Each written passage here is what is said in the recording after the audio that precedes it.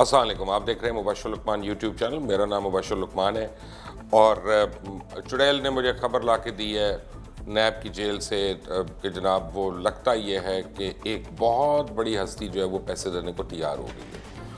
اب مجھے نہیں پتا کہ وہ تیار ہوئے ہیں کہ نہیں ہوئے، لیکن لگتا یہ ہے کہ اب یہ پیسے آنا شروع ہو جائیں گے پاکستان میں اور پاکستان کے اکاؤنٹس میں، اور یہ 4-5 لوگ جو اندر ہیں اب یہ ایک ایک کر کے پیسے دینے کو رضامند ہو جائیں گے.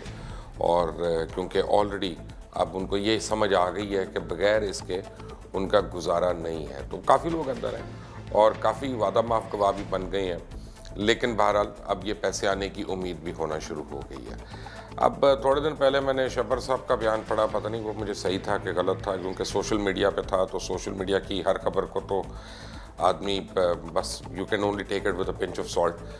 تو اس میں انہوں نے کہا کہ جی پاکستان کے کوئی بلینز جو ہیں ڈالرز جو ہیں وہ باہر نہیں پڑے ہوئے سوئس اکاؤنٹس وغیرہ میں.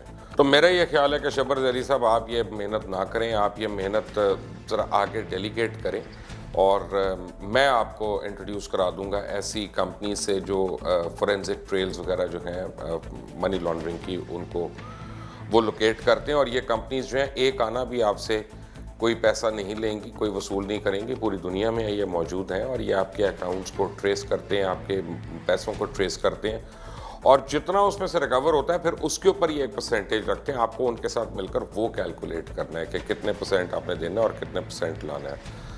تو میں تو اگر آپ کی جگہ ہوں تو میں تو فوری طور پہ ایسی ڈیل کروں گا فورینزک کمپنیز وغیرہ سے جو منی ٹریلز کو ڈھونڈتی ہیں.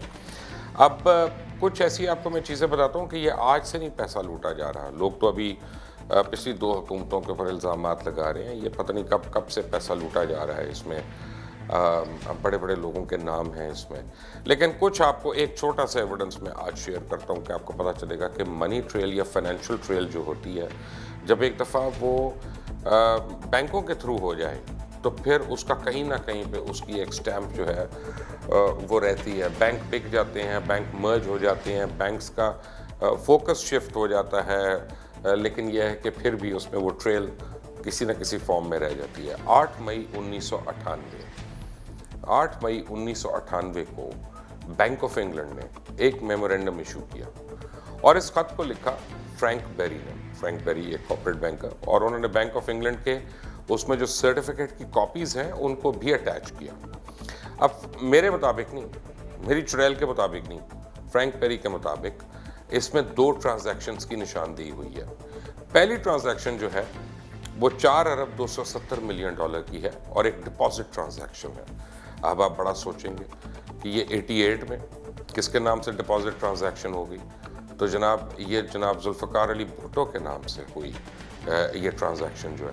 جبکہ دوسری $4.270 کی ایک ڈپازٹ ٹرانزیکشن بے نظیر بھٹو کے نام پہ ہوئی، اور کل یہ بنتا ہے $8.5 ارب، یعنی ٹوٹل $8.5 بلین کی ٹرانزیکشن. اگر اس کو آپ 80s کی مد میں جا کے لگاتے ہیں اور اس کی ویلیو لگاتے ہیں ڈالرز کی، تو آج وہ پتہ نہیں اس پہ انٹرسٹ ملا کے وہ کتنی رقم بنتی ہے، میرے سے تو کیلکولیٹ نہیں ہوتا. لیکن فرینک بیری نے اپنے خط میں یہ لکھا کہ یہ رقم بینک آف سوئٹزرلینڈ سے آئی اور اس کا کوڈ 278 ہے، 278. اور جو آپ سرٹیفکیٹ دیکھیں گے ابھی اپنی اسکرین پہ، اس سرٹیفکیٹ کے اوپر یہ لکھا ہوا ہے. اور سٹی بینک ایک ایسا بینک تھا اس وقت جو اس ٹرانزیکشن کے لیے استعمال ہوا. اور اس میمورینڈم میں یہ بھی لکھا گیا کہ حکومت پاکستان اس پر مبنی اگر اپنی انٹائٹلمنٹ ظاہر کرے تو بینک میں موجود $8.5 ارب کے ساتھ ساتھ اس پر سود بھی حکومت پاکستان حاصل کر سکتی ہے. اور جو ٹرانزیکشن سرٹیفکیٹس کے ذریعے بے نظیر بھٹو کو ہوئی اس کا نمبر 2609870 ہے، اور اس کا جو انٹرنیشنل ڈپازٹ کوڈ ہے وہ ہے SBEG 81278/21600AS. سوال یہ پیدا ہوتا ہے کہ اس کو اب یہ ایک انفارمیشن ہے، کوئی اس کو کہہ دے گا کہ یہ سرٹیفکیٹ غلط ہے، کوئی کہہ دے گا غلط ہے، لیکن اس کو پروب تو ہونا چاہیے، اس کی تحقیق تو ہونی چاہیے. کافی عرصہ پہلے کھرا سچ کی ٹیم نے اس کی تحقیق جب شروع کی تھی تو ہم نے بینک آف انگلینڈ کو اپروچ کیا. میری خود وہاں پہ موجود لوگوں سے ٹیلی فونک رابطے بھی ہوئے، ای میل کا رابطہ بھی ہوا. اور پہلے تو انہوں نے مجھے کہا کہ جی بینک آف انگلینڈ جو ہے نا یہ ایک پیرنٹ بینک ہے اور یہ पर्सनल अकाउंट्स में अब डील नहीं करता।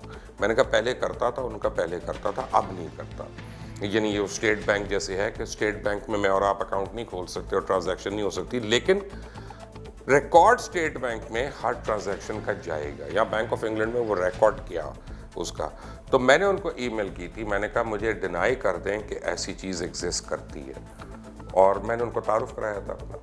उन्होंने डिनाई नहीं किया, उन्होंने एक्नॉलेज भी नहीं किया, उन्होंने ये भी नहीं कहा कि ये सही है, लेकिन उन्होंने मुझे कुछ भी नहीं कहा उसके मुताबिक। तो तब मुझे समझ आई कि एक्चुअली वो कोई लीगल डॉक्यूमेंट नहीं देना चाह रहे, जिसकी वजह से कोई ना कोई एक स्टोरी बनती है मीडिया की या किसी की कि जनाब ये अमाउंट है इतनी बड़ी।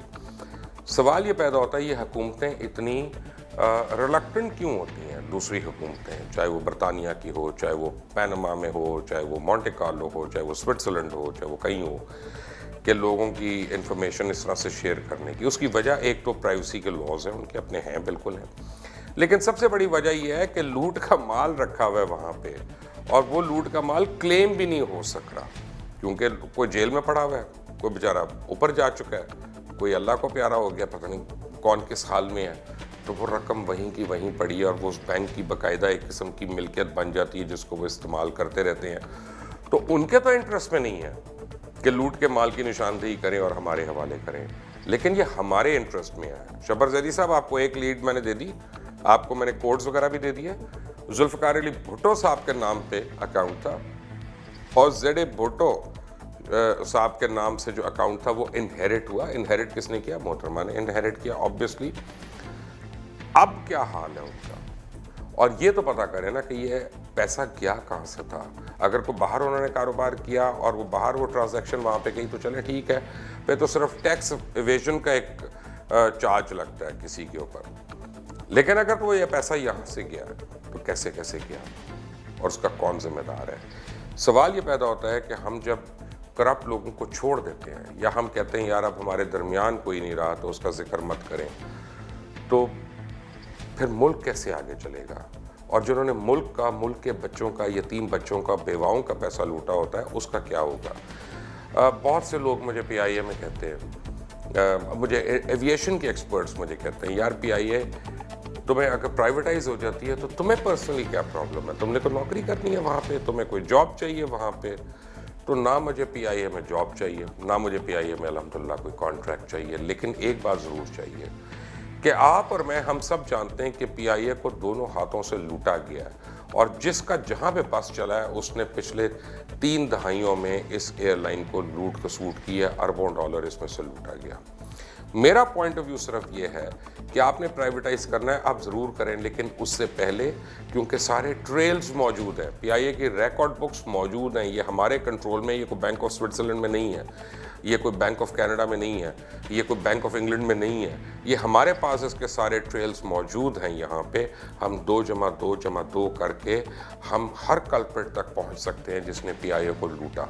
अरबों डॉलर तो शायद हम रिकवर ना कर सकें, लेकिन हम मुजरमों को सज़ा ज़रूर देने के यानी अहल हो सकते हैं। और अगर हमने उसको प्राइवेटाइज कर दिया तो वो जो सारा फोरेंसिक ट्रेल है और जो रिकॉर्ड है वो सब का सब जो है वो ख़त्म हो जाएगा। Let's start with this bank of England thing, let's come down to other account. शबर जैदी साहब, आप बिस्मिल्लाह करें, हम आपके साथ खड़े हैं, पूरी कौम आपके लिए दुआ गो है, और लाते हैं लूटा हुआ माल पाकिस्तान का वापस लेके आते हैं। Don't forget to like the video, don't forget to press the bell icon, and please subscribe to the video. Until the next time, अल्लाह हाफिज़।